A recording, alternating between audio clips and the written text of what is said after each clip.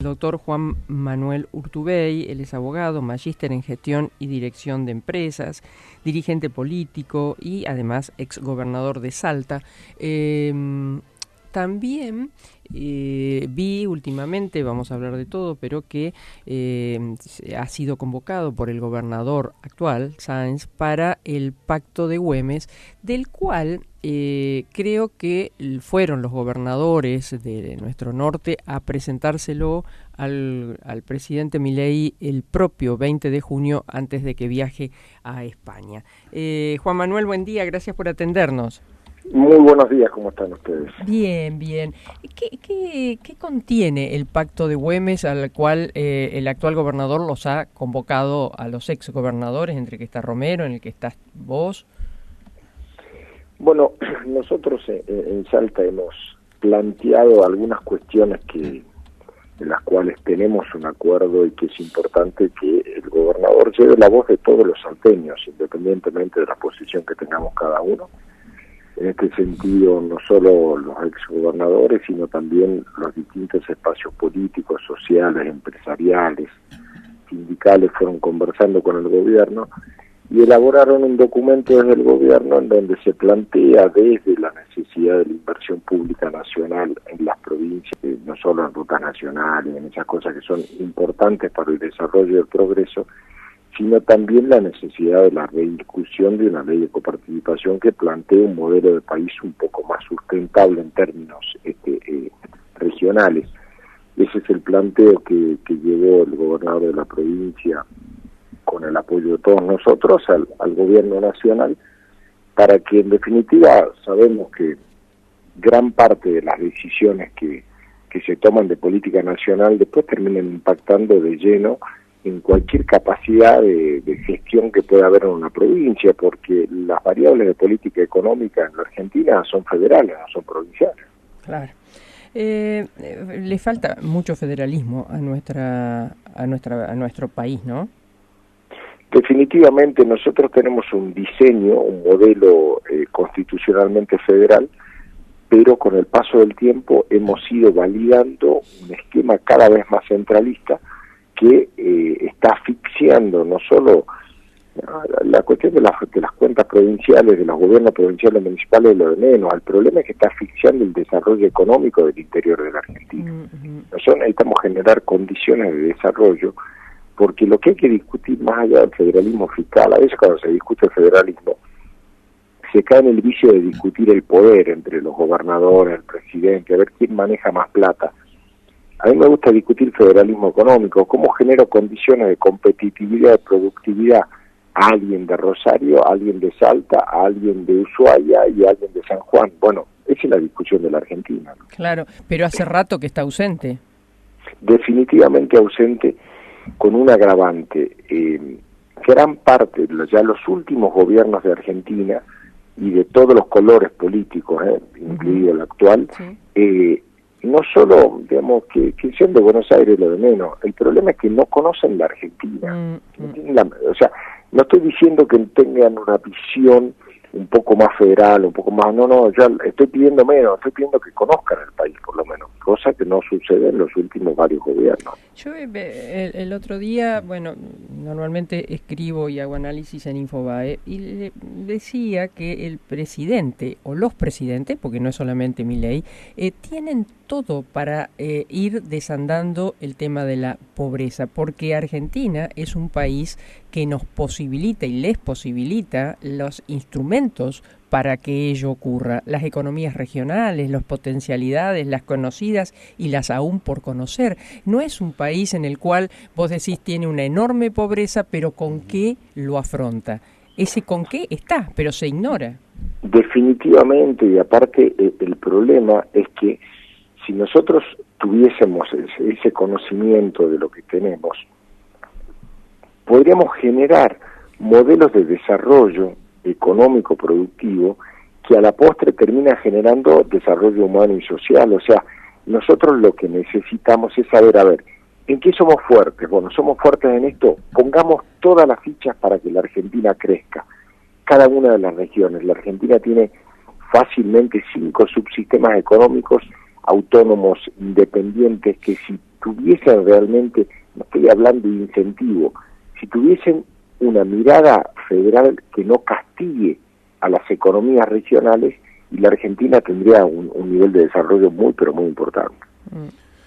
Marcos Pereira lo saluda, buenos días. Buen día, Marcos. ¿Cree que es una, digamos, una política centralista, no por nuestro equipo de la ciudad, sino o conurbanista, que es allí donde por allí hay lugares que definen elecciones con números muy importantes y la mirada está puesta allí? Porque yo creo que todos los gobiernos saben, por ejemplo, que el costo del boleto aquí es impagable, precisamente porque el subsidio va todo al AMBA. Va todo, ahora va todo, realmente todo. O sea, conocen que la necesidad está, pero me parece que la decisión es porque los números que tal vez definan una elección están en otro lugar, ¿no? Definitivamente, cuando, aparte es una cosa inconcebible y tiene que ver con esta cosa de esa vocación de la perpetuación en el poder de los gobernantes, ¿no? Cuando vos llegaste a un cargo, ya llegaste al cargo, si seguís trabajando para ganar más elecciones y quedarte siempre en ese cargo, automáticamente empezás a dejar de ser un estadista y estás pensando en a ver cómo te vas a acomodar en tu posición de poder. El grave problema, que por cierto me parece que lo tenemos en la Argentina centrado hace un buen tiempo, es cuando, en línea con lo que vos dices, los gobiernos, porque vos, digamos, si alguien hace promesas para determinada zona, porque hay muchos votos, van a decir, qué mala práctica de la política. Pero si alguien gobierna solamente para una zona, es mucho peor, porque en definitiva ese gobierno ya ganó, ya, aparte, paradójicamente, el actual gobierno hizo una mucho mejor elección del interior de la Argentina que en la zona metropolitana. Sí. Y sin embargo, en definitiva, no solo desoye ese mandato regional, sino que la obsesión por la permanencia en el poder termina generando eso. En alguna medida me parece que debiéramos de rediscutir algunos institutos que llevan a que la gente pretenda la perpetuación, ¿no? Una cosa compleja. Uh-huh. ¿Y cómo estás viendo, Juan Manuel? Llegamos al primer semestre y bueno, en pro a lo que viene. ¿Qué crees que ha hecho el gobierno, si le encontrás cosas positivas y las cosas negativas? Yo creo que este gobierno ha entendido la situación fiscal de la Argentina, que parecía una obviedad, pero bueno, otros gobiernos no lo entendían, por eso no deja de ser una buena noticia que entiendan la gravedad. Pero el problema es que el modelo para salir de la Argentina inflacionaria y deficitaria es un modelo de exclusión social.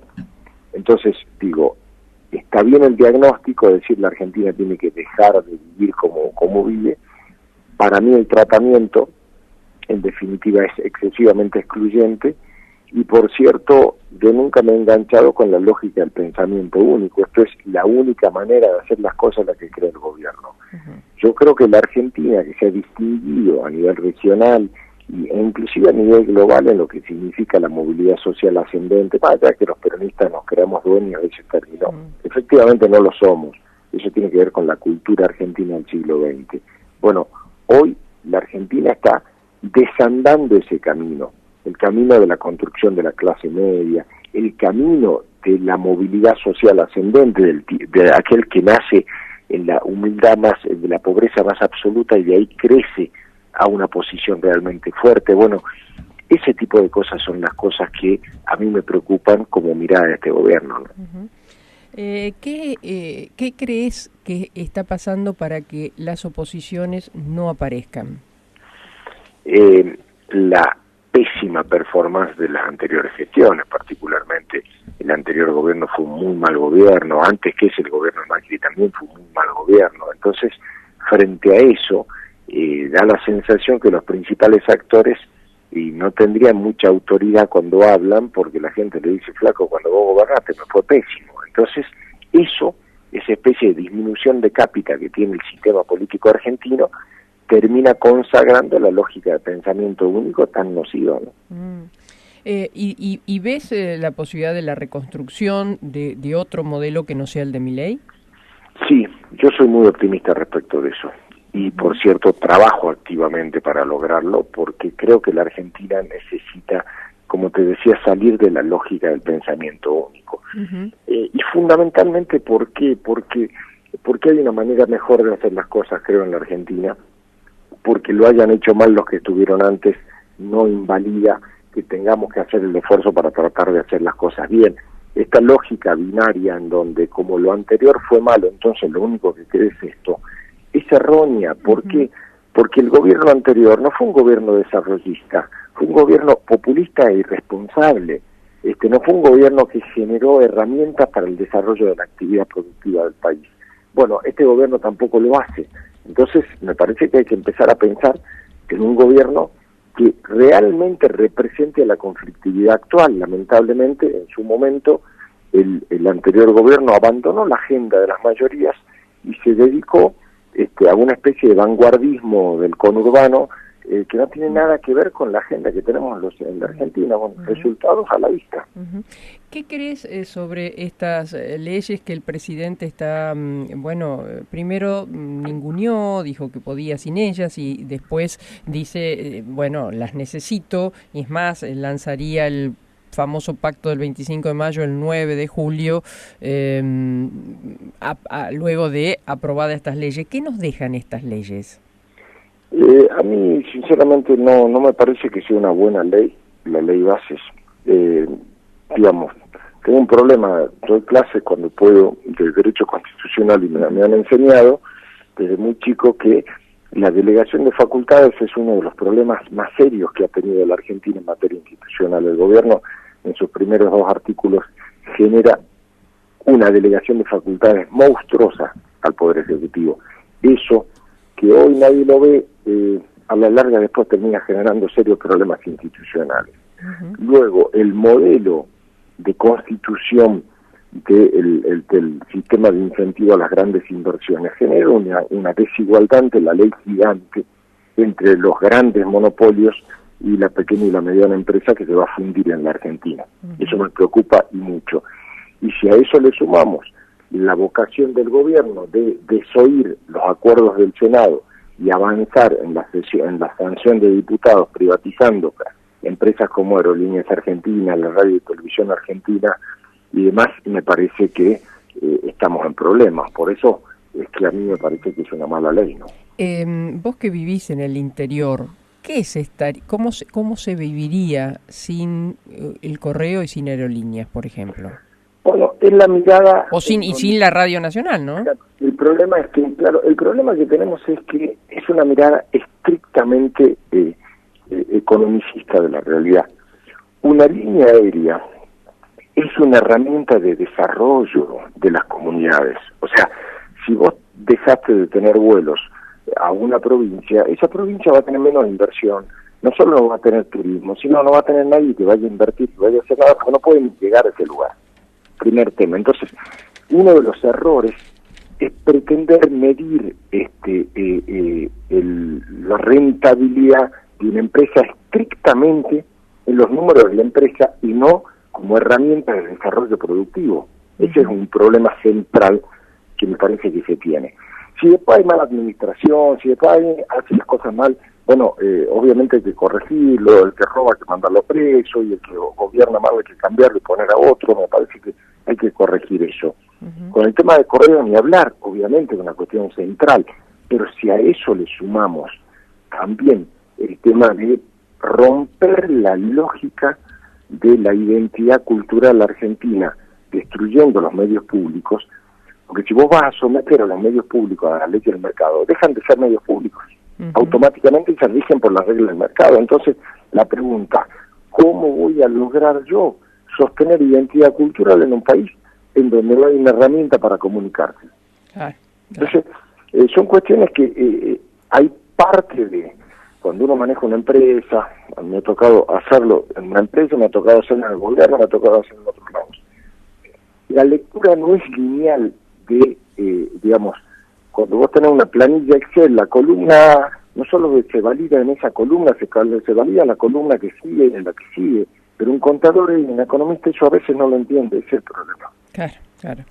Marcos. ¿El pacto de mayo que se firmaría en julio tiene alguna opinión al respecto? ¿Es algo que puede, digamos, bueno, ser un punto de partida o está todo ya muy resuelto y sería una firma nada más? Hasta ahora el gobierno ha planteado una firma. Yo no he visto ningún debate para discutir, a ver, discutamos tal tema, incorporemos tal otro, vengan y yo les invito a firmar para que la Argentina sea lo que yo digo que es. En muchos temas yo coincido, pero un acuerdo, el acuerdo que necesita la Argentina, es un acuerdo en serio, es un acuerdo en donde un sector social plantea algo, el otro, y diga, bueno, está bien, en esto nos ponemos de acuerdo, hasta aquí llegamos.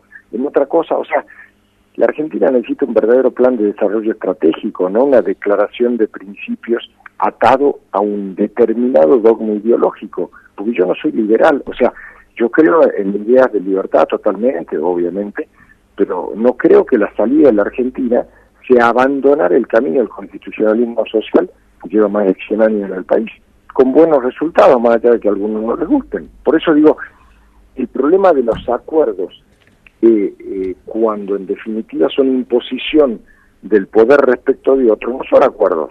Claro.